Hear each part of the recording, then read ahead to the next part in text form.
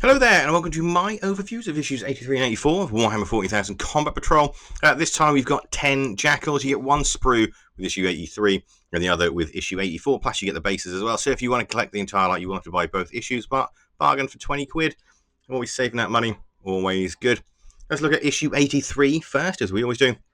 And of course, because we've got some brand new models, very first thing we're going to be doing, after looking at the lovely artwork on the front, is, of course, building our models. Now, if you've been with me from the very beginning, if you're even interested in Warhammer 40,000 Combat Patrol, you must know by now that you need to build these models. The big question is, will there be a mistake?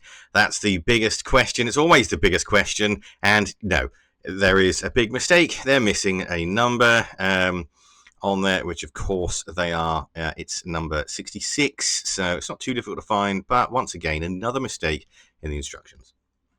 From there, we've got a little bit of a look with the lore at the World Eaters, some Khorne berserkers, a lovely picture of Khorne the Betrayer, who is an incredible model. I can't wait to get my hands on him at some point. And then, of course, we've got more sort of information about our Khorne berserkers. Then we're looking at more of the Arcs of the Omen. That's wrong, the Arcs of Omen. I don't know why I put a "the" in there.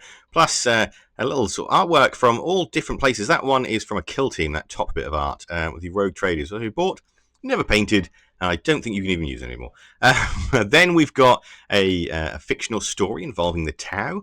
One of the combat patrols we didn't get with this whole thing was the Tau. A bit of a shame. They are kind of cool. I love the designs. I haven't played with them for a long time. In fact, I did buy a small selection of them. I recently sold them because I never use them. And again, incredible artwork, and it's basically teaching the Tau that humanity in the Warhammer 40k are basically not good. From there, we've got our campaign stuff. Once again, I'm going to be running this campaign after I've got all the magazines, which is going to be very shortly. We're very close to the end now. Just one more delivery after this, so that's good. And of course, probably going to have to use in the 11th edition rules rather than the current edition, which really does sort of tickle my tits, and in a bad way. Then issue 84. What a weird thing to say. It's very hot in my flat today, so excuse me. Issue 84 has the paint guide when we open it up. Now, I did not follow this paint guide. I used the paints, but I didn't follow the guide.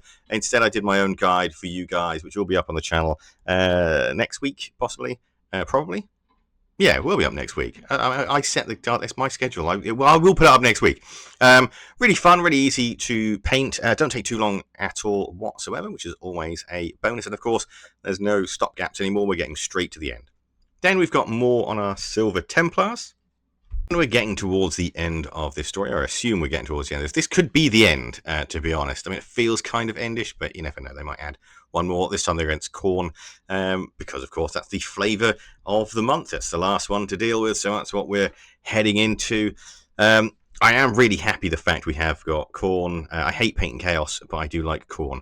Then we've got our little tables for naming our leaders and our units. Again, I'll do that when we get closer to the campaign. It's always nice to have unit names. This time round, though, we've got our Jakhals background and a little place to put their unit name. And on the back of that, we've got their datasheet, which, of course, we already have the cardboard version of. Then on to Scenario 51, Let the Blood Flow, which pits our wonderful Jakhals against some Cadians.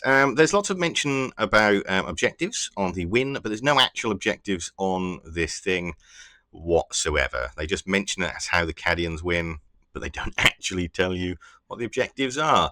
So it's a bit of a weird one. I feel like they're running out of steam. It's not a great scenario. They want to use Battle Mat number 1, which I absolutely hate. I've got a big issue with this. I think it's one of the ugliest things.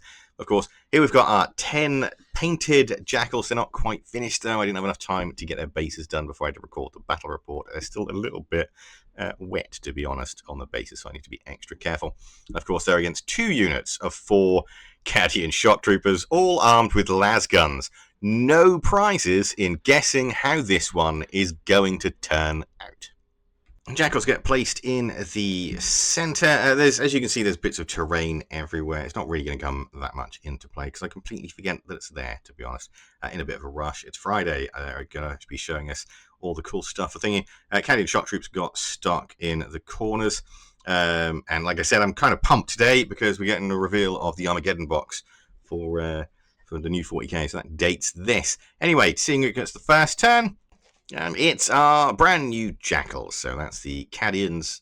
Well, they're finished. Anyway, the Jakhals head straight towards the top corner.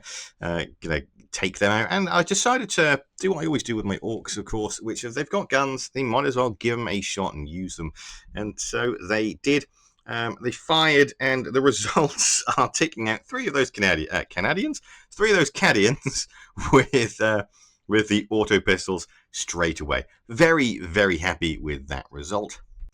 And of course, after the shooting, they charged on in there and then just used their Jackal chain blades to rip and tear that last poor Cadian apart. That's turn one done. Half the game is already over. After chopping him to pieces, they then consolidated 3 inches towards the next unit. I don't know why I rolled that dice. Force of Habit from the 3rd edition, that is. So it's built in. It really is. I can't get it out of my system because it was that good. So for the Cadians' first turn, they're not going anywhere. I decided to make sure that they were in range, though, even though it's clearly 24 inches. Again, Force of Habit. I fired, and I hate these dice to the extent that this is how bad they are. Look at that. Every single shot missed. 4 dice, 4 misses. These dice are definitely getting destroyed by the end of this magazine run. I absolutely hate them. They are cursed. Anywho, onwards to the Jakhals' second turn. They headed straight towards the other unit because they've got nothing else to do because there is no objective, even though it mentions the objectives for the Cadians. So I really don't know what. It's clearly a misprint or someone just didn't double check. So this is one of the lamest scenarios we've done, to be honest. It's so heavily designed to try and show off the Jakhals. It's ridiculous. They couldn't get into combat range, but they did fire their well, they could get into combat range if I rolled high, but you know, these dice. They fired off with their auto guns, or auto pistols, I should say, taking 1 out. And with a failed charge roll of a 6, because of course we're on the Cadians' next turn. Once again, don't really know what to do with them, so they just stood there and fired. This time we got some extra shots because of the rapid fire range of 12 inches, which was good. And this time they managed to take out 2 of the Jakhals. So a little bit of a good thing for the Cadians there, but yeah, not much, really. They know what's coming. You know what's coming. I might as well just end the battle report here because it's obvious. So, obviously, they're just going to head straight towards them. They're full 6 inches, sort of getting closer together, so they're in coherency range. They did shoot at them again using their auto pistols, because when you've got them, you might as well use them. This time, we took out 1 Cadian. Then we rushed in there for combat, and the Mauler took out 1 Cadian, while the Jackal chain blades took out another. To my surprise, though, the Cadians did actually, or the last remaining Cadian, I should say, did actually fight back and managed to take out his opponent with a double roll of a 6 and failed save. So, minor victory just before he's going to get his head stoved in, I guess. And of course, on the Cadians' final turn, sorry, spoilers, on the 3rd turn for the Cadians, he moved in closer. He took a swipe but completely missed everything, and the rest just piled in.